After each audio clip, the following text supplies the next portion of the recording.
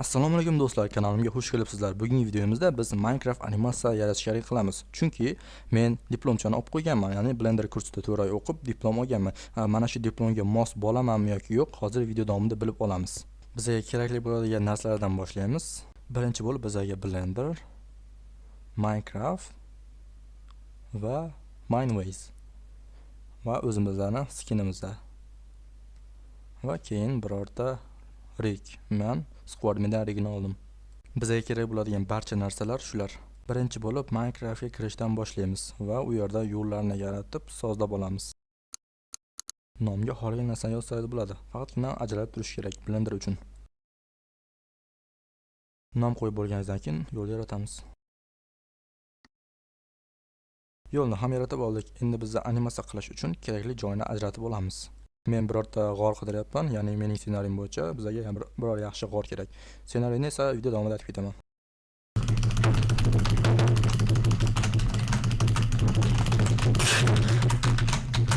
Meni ssenariyimga tushadigan mos g'orni ham topdik. Bu yerdagi keraksiz narsalarni olib tashlab g'orni tayyorlaymiz. Ssenariy bunday bo'ladi. O'yinchi g'orga kiradi, yoqqa bu yoqqa qaraydi va g'orni oxirida diamond ko'rib qoladi. Hozir diamondni qo'yib olaman. Va diamondni oldiga borgandan keyin mana bu yerga yorug'lik, ya'ni torchni qo'yadi. Mana bu yerga va u diamondni olmoqchi bo'ladi. Va orqasiga qaraydi, creeper kelayotgan bo'ladi va u qochishga harakat qiladi. Lekin creeper baribir portlab, uni tashqariga chiqarib yuboradi.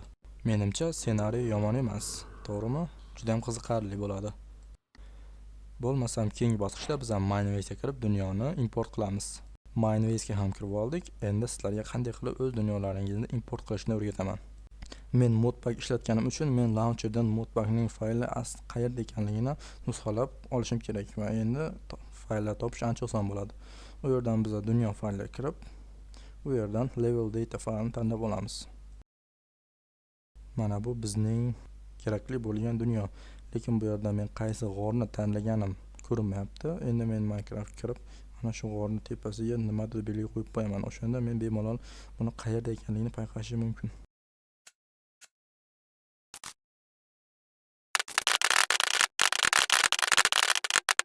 Belgilab ham bo'ldim. Endi bu yerda ko'rinishi kerak.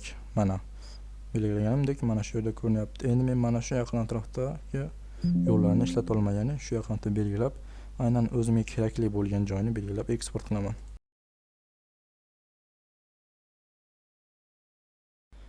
Dunyoni eksport ham qilib bo'ldi. Endi uni Blenderga kiritamiz.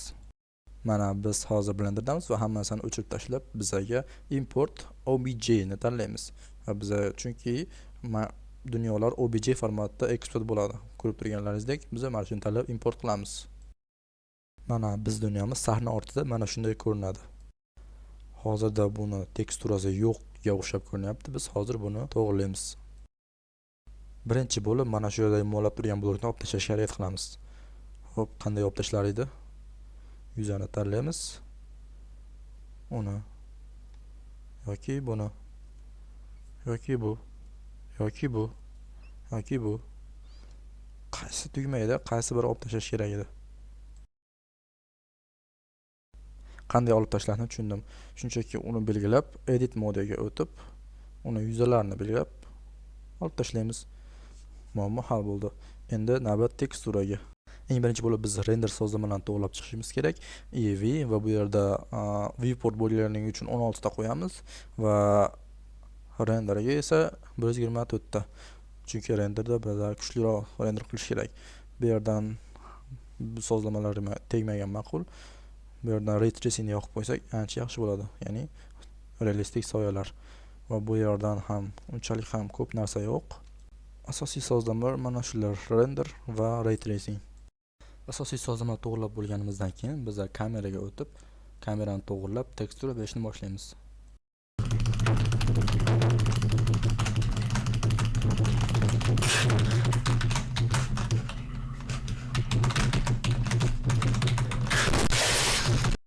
Kamera sozlamalarini ham sozlab bo'ldik. Endi biz tekstura bo'limiga o'tib, bir nechta sozlamalarni ham to'g'rilab olishimiz kerak. Birinchi bo'lib material previewga o'tamiz va bu yerdan ko'p ishlar mumkin. Juda ham qorong'u bu dunyo. Bizga osmon qo'shish uchun biza create MC Sky degan bosib, mana shu yerdan osmon qo'shib olamiz. Endi bu yerda quyosh radiusi va boshqa sozlamalarni sozlab olamiz. Va keyin bu yerdan payqash mumkinki, bu yerdagi teksturalar juda ham sifatsiz. Endi teksturalarni to'g'irlash uchun bizga prep materials kerak bo'ladi. Ya'ni prep materials tuyib o'tasiz va voila, bizada Minecraft uchun dunyo tayyor bo'ldi. Hamma narsani tayyor qilib bo'lganimizdan so'ng bizga endi personaj kerak, ya'ni animatsiya qiladigan odam. U personajni olish uchun biz Squad Media bo'limiga o'tib, bu yerdan yangi personaj tanlaymiz. Import va bizning personajimiz tayyor. Endi mana shuni kerakli joyga o'tamiz.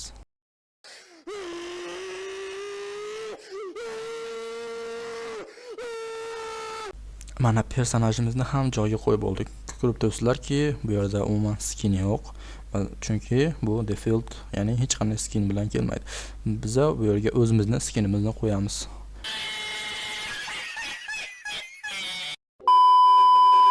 Bu Epic SMP'ning skiniga o'xshamaydi. Buni men qaydan topib oldim, qaydan kelib qolganini bilmayman to'g'risi. O'zimizning skinni qidirib ko'ramiz endi.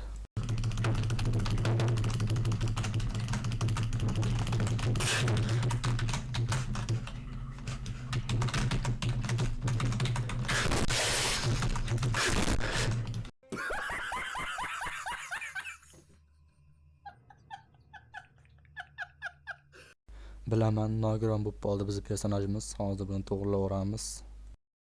Mana skinni to'g'rilab oldik. Endi odam bashar bo'lib qoldi. Aytinglar, ko'zga iliqroq ko'rinadigan bo'lib. Render bo'lgandan mana bunaqa ko'rinar ekan. Menimcha yomon emas. Ko'zini o'zgartirish kerak, chunki meni ko'zim bunaqa emas. Haqiqiy skinimdagi ko'zim yaxshilab qarasanglaring, jigarrang meni ko'zim, bu yashil sifat ko'rinyapti menga. Hozir buni to'g'rilaymiz.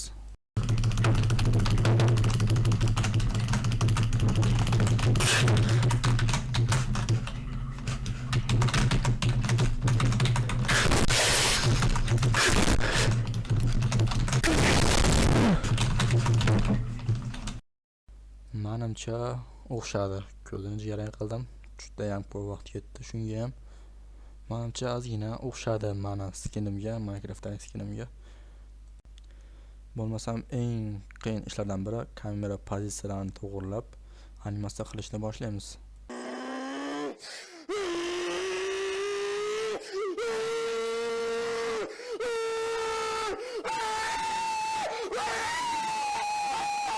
Bizlar kameradan ko'ra birinchi bo'lib mana shu personajning yurish animatsiyasini qo'ysa yaxshiroq bo'ladi, chunki bu narsani yana bir marta qilingandan keyin yana qaytarilsa bo'ladi va xohlagan masofaga keyin yurgizsa bo'ladi.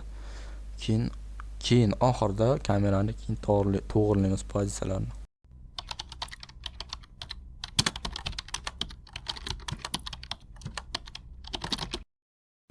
Xo'p, mana birinchi qadami ham tayyor. Shuncha payt faqatgina birinchi qadamni chiroyli chiqish uchun harakat qildim.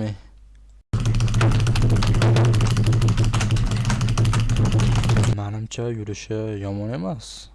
Juda ham a'lo chiqyapti. Faqatgina buni qo'llari qimirlamay qolyapti. Shuni ham to'g'rilaymiz.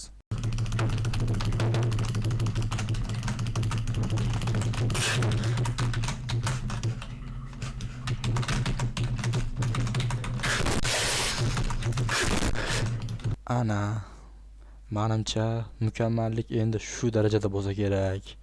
Bundan a'lo chiqarish iloji bo'lmasa kerak-ku.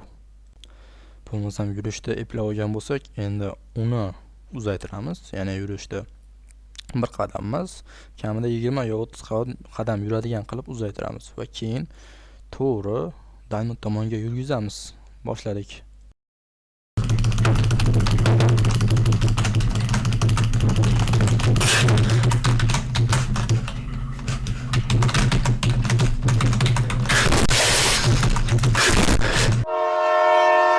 Xo'sh, yurishda ham bo'plavordik. Endi kamerada ko'rilishi qanaqa chiqadi? Menimcha bu unchalik ham dahshatli darajada yomon emas. Boshlanishiga menimcha bo'ladi, chunki men birinchi marta bunaqangi to'liq darajada animatsiya qilyapman. Oldin animatsiya qilmaganman. To'g'risi, menimcha birinchisiga unchalik ham yomon emas, dahshatli emas. Men endi kamera silkitish animatsiyasini qilmoqchiman, ya'ni kamera qimirlab turadi-yu, odamlar yurayotgan paytda shunaqangi biroz qimirlab turadigan kamerani animatsiya qilmoqchiman. Hozir ko'rsataman qanday qilganimda va qanday qilishdi. Qisqasi, har bir 10-15 kadrda kamera biroz chaproqqa yoki o'ngroqqa yo teparoq yo pastroq mana shunaqangi animatsiya qilinadi. Ya'ni bunda kamera keyingi mana prevyuda bu mana u yoqqa ozgina silkinib ko'rinadi kamera. Mana shu juda ham tabiiy kamera harakatiga o'xshaydi shunda. Mana buni ko'ryapsizlar, juda ham tabiiy harakatga o'xshayapti.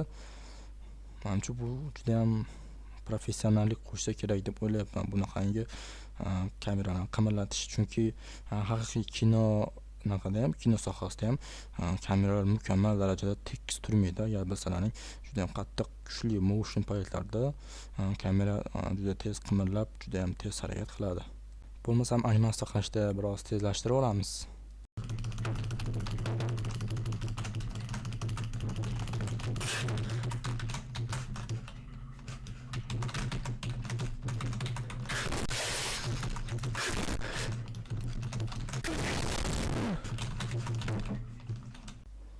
Xo'sh, menimcha o'ta ham darajada dahshatli chiqmagan.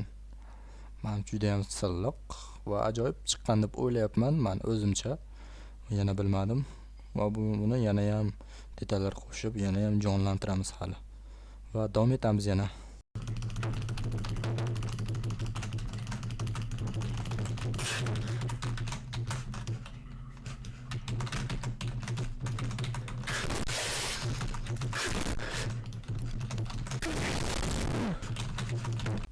Qisqasi, meni professional animator deb chaqiraverilar. Yo'rvomonman, yo'rvomonman.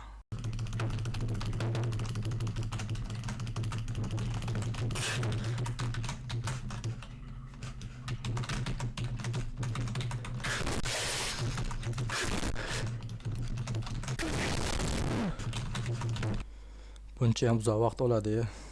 Endi mana shu hozir bu torchni, ya'ni mana shu yerga qo'yadi deb o'ylagan va qazishni boshlaydi. Ya'ni pikaksni olib qazishni boshlaydi. Endi mana shu animatsiyani qilmoqchiman. Sizlarga oson, sizlar 5 sekund, 10 sekundlik time lapse ko'rasizlar, lekin menga juda ham qiyin, chunki har bir harakatni qilish uchun men kamida 2 soat vaqt sarflayman. Ko'p gapirmasdan ishni boshlaymiz.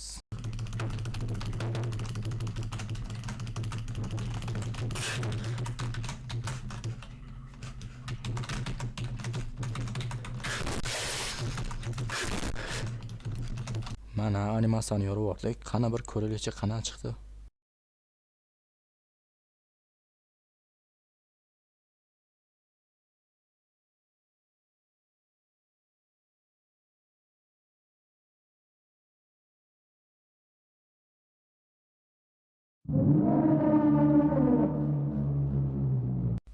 Qisqasi, men juda katta qovun tushirib qo'yganman.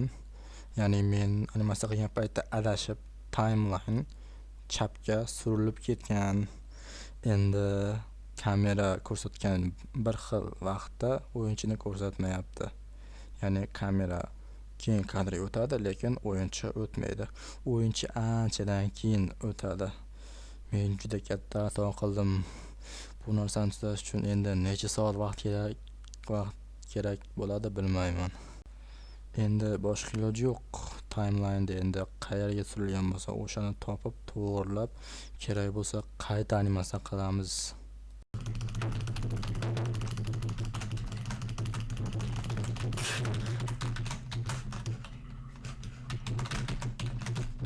Ana to'g'rilab bo'ldik. Ana ko'raylikchi endi yaxshi chiqqanmikan?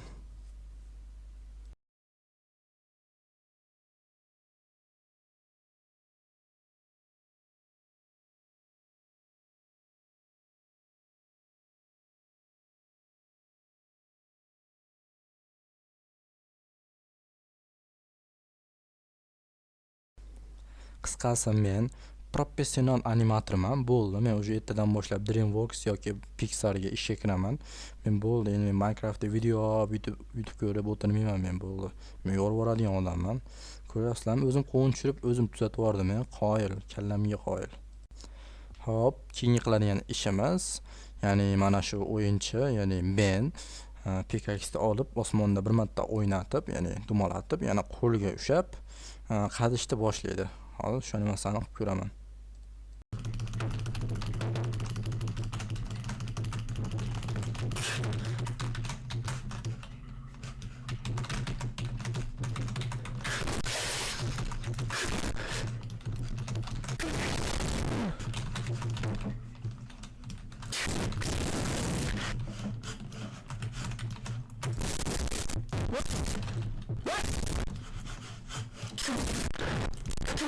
Ikki soatlik azoblanish vaqtdan keyin mana yorib yubordim. Qani bir ko'ramiz.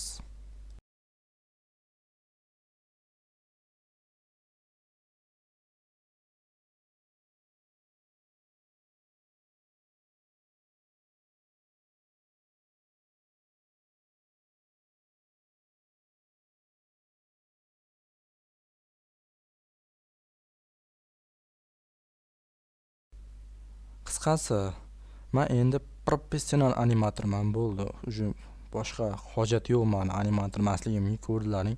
Yorib yubordim. Endi videoni davomi shu xudo xolisa shu kamida 100 ta likedan keyin chiqadi. Hammaga rahmat, xayr.